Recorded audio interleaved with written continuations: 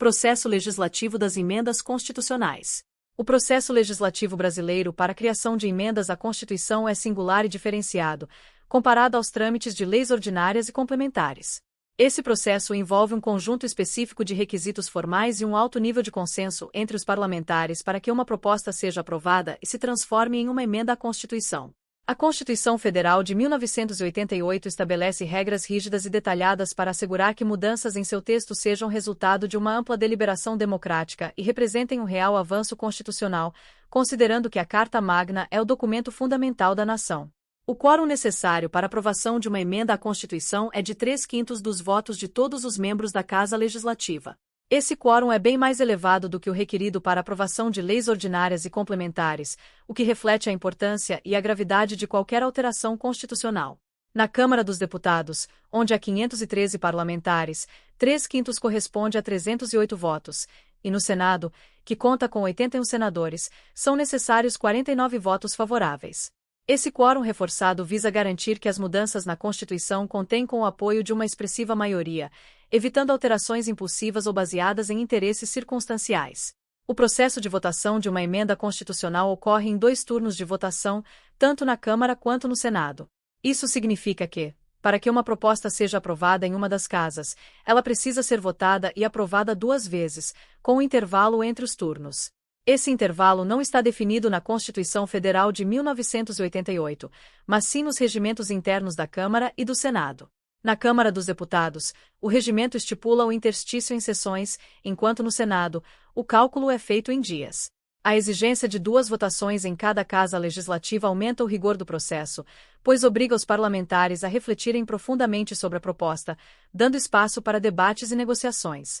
Esse mecanismo evita que uma emenda seja aprovada de maneira apressada e garante que haja tempo suficiente para que a sociedade e os próprios parlamentares possam discutir os impactos das mudanças propostas. Se, após o primeiro turno de votação, o quórum necessário não for atingido, a proposta é arquivada, encerrando-se o processo. Caso a proposta de emenda à Constituição seja aprovada em 2 turnos na Câmara dos Deputados, ela segue para o Senado, onde passará por um processo similar. Lá, também será analisada, discutida e votada 2 vezes, respeitando o mesmo quórum de 3/5 dos membros.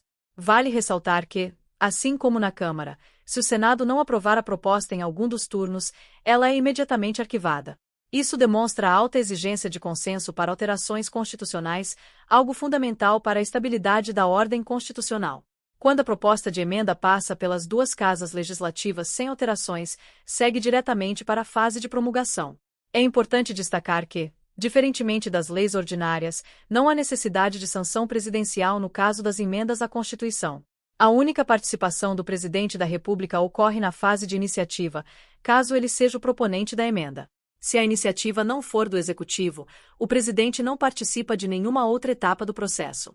A promulgação de uma emenda constitucional é feita pela mesa da Câmara dos Deputados e pela mesa do Senado, em conjunto. Ambas as mesas assinam a emenda, que então recebe um número de ordem e é publicada no Diário Oficial, passando a vigorar imediatamente. Essa ausência de sanção presidencial evidencia que o poder de reforma da Constituição é exclusivamente legislativo, cabendo ao Congresso Nacional a responsabilidade de alterar o texto constitucional sem interferência direta do Poder Executivo. No entanto, o processo pode se complicar se houver modificações no texto original da proposta. Tanto a Câmara quanto o Senado têm o direito de emendar a proposta, alterando-a conforme julgarem necessário. As emendas podem ser aditivas, acrescentando algo ao texto, supressivas, removendo partes do texto, aglutinativas, fundindo diferentes propostas, ou substitutivas, substituindo o texto original por outro completamente novo. Isso é uma característica do Poder Legislativo, não apenas votar, mas legislar sobre o conteúdo das propostas. Caso a Câmara dos Deputados modifique o texto original, após a votação em 2 turnos, o novo texto segue para o Senado, onde também será votado. Se o Senado concordar com as alterações, a proposta segue para a promulgação. No entanto, se o Senado modificar novamente o texto, ele deve ser devolvido à Câmara para que esta analise as alterações. Isso cria um movimento de ping-pong entre as casas legislativas, onde a proposta vai e volta até que ambas concordem com o mesmo texto. Esse movimento de vai e vem entre Câmara e Senado pode se prolongar indefinidamente, até que haja consenso entre as 2 casas. O texto só seguirá para promulgação quando houver total concordância sobre o conteúdo da emenda. Essa exigência de consenso absoluto entre as casas legislativas torna o processo de alteração da Constituição particularmente difícil, garantindo que só as propostas com amplo apoio político e social avancem. Diferente das emendas à Constituição, no caso de projetos de lei, se uma casa legislativa modificar o texto aprovado pela outra, a casa inicial só pode aprovar ou rejeitar as alterações, sem poder fazer novas modificações. Isso limita o movimento de ping-pong, estabelecendo um equilíbrio de poder entre as casas. Entretanto, no caso das emendas constitucionais, as casas têm poder igual, o que explica a possibilidade de sucessivas revisões até se alcançar um consenso. Por fim, vale destacar que não existe um prazo constitucional para a tramitação de uma proposta de emenda. Isso significa que uma proposta pode ficar parada indefinidamente em uma das casas, sem ser pautada para votação. Essa ausência de prazo pode ser utilizada politicamente para bloquear ou atrasar a aprovação de emendas que não contêm com o apoio necessário. Contudo, uma vez aprovada, a promulgação e publicação da emenda são etapas finais e automáticas, sem necessidade de mais deliberações. Em resumo, o processo legislativo das emendas constitucionais no Brasil é complexo e exige um elevado nível de consenso.